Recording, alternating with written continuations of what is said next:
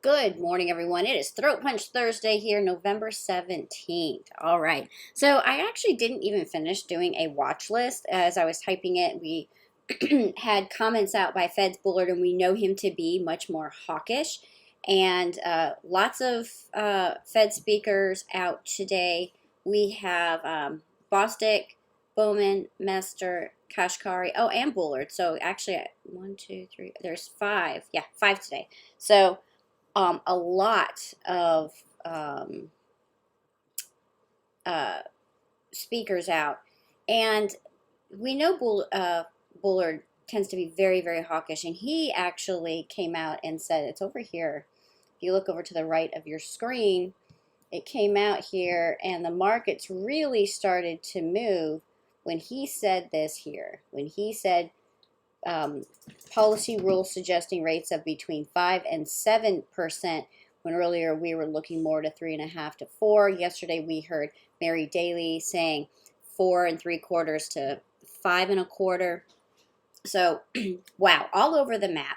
And this is where I come into. I really, really dislike that they come out and talk all the time. I mean, it's every single day we get hit with something.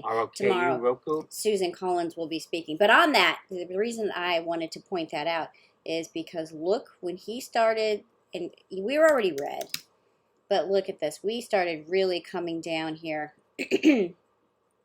and um,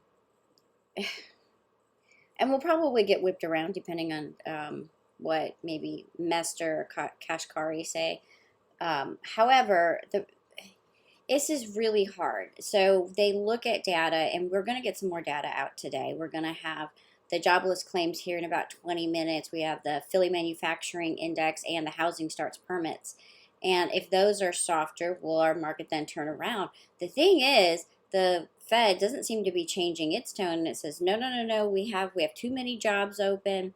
So the labor market is too robust to stop raising high. But really, if they continue to raise rates, they're actually going to paint themselves into a box, because they're going to then actually cause a different type of inflated pricing, because no one can, when we borrow money, right? They're going to force a broken economy if they don't just kind of slow down. And this is just my opinion.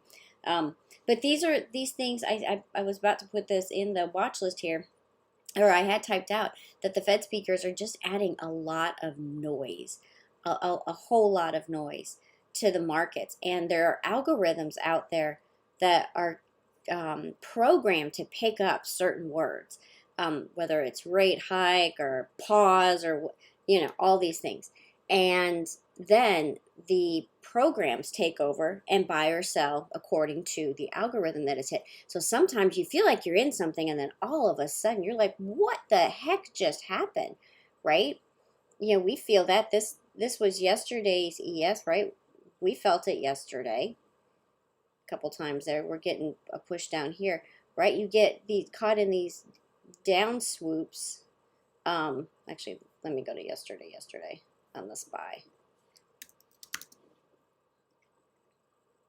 A little easier than the ES, right? So we got caught, and this is a pretty drastic move. This one was on comments, right? So you get caught into some of those programs, and you feel like, oh my gosh, I can't catch up. And it's not you in this case, right?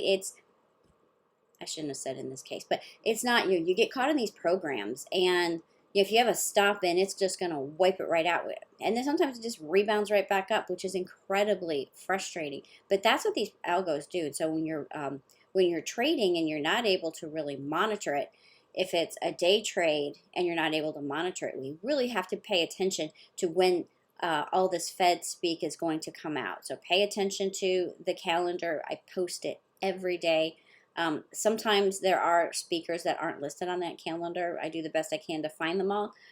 Sometimes they just end up having a spontaneous interview.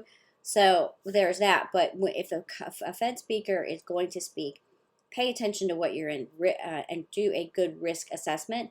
Also, know what economic data is coming out for the day. Why trade against something that we know is going to come? Trade off of it, but maybe not into it. So I don't know how often I get caught in the, well, I didn't know that this company was going to report, or I didn't know um, CPI was going to come out. When we talk about it every day, it's all over business channels every day. So if you're paying attention to that stuff, if you're trading, you need to pay attention to it. I guess is what I'm trying to say here. But all that being said, let's take a quick look. Like I said, we on those comments, we really pulled back here in the futures. This is the SPY futures. We really pulled back. We came below the 8. We'd been holding on to that 8, which is fine. And I said yesterday felt more like a pause than a versus a reversal, trend reversal down. Well, on these comments, we may very well get the trend reversal. So we got to be cautious of that. And we did have NVIDIA report last night, right?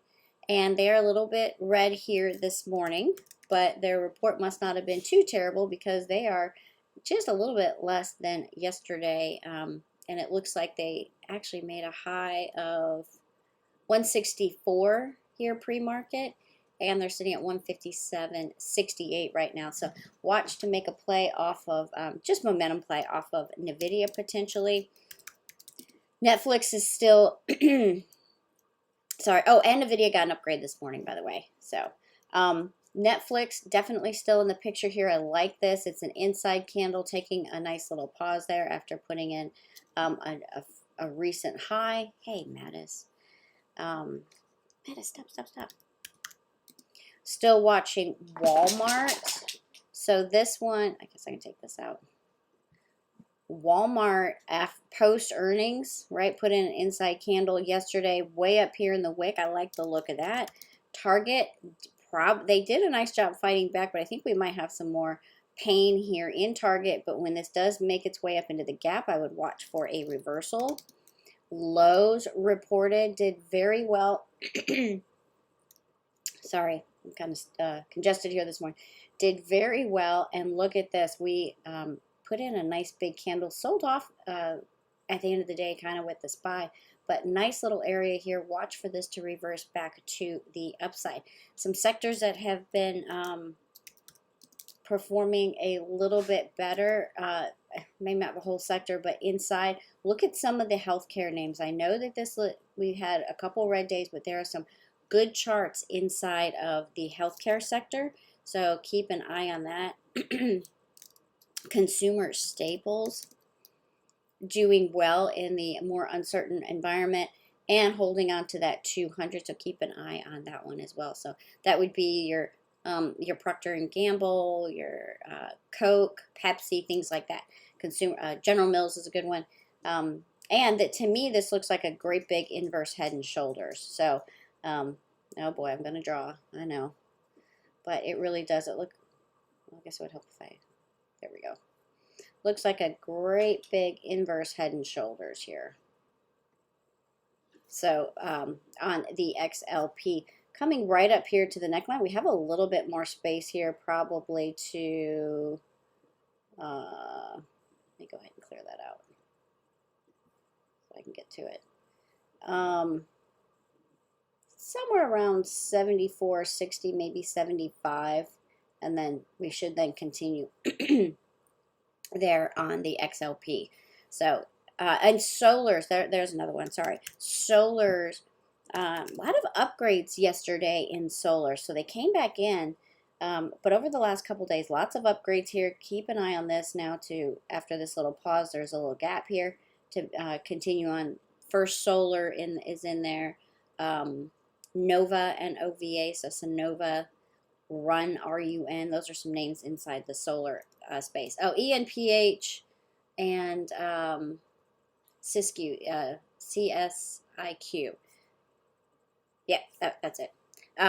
Those are all pretty decent names in there to trade. All right, that's it for me here this morning. I'm waiting on this data now. We have about 12 minutes, so I will go ahead and get this video out. And I do have some bullish names to watch. McDonald's, that's a staple. McDonald's, Starbucks, Cost, IBM, JPM, those all look pretty bullish to the downside. We have Disney, Twilio, Tesla, Tyson, and Trade Desk. So DIS, TWLO, TSLA, TSN, apparently a lot of T's, and TTD to the downside. Okay, that is it for me here this morning. If you have any questions, reach out, Heather C. at GivingTreeTrading.com.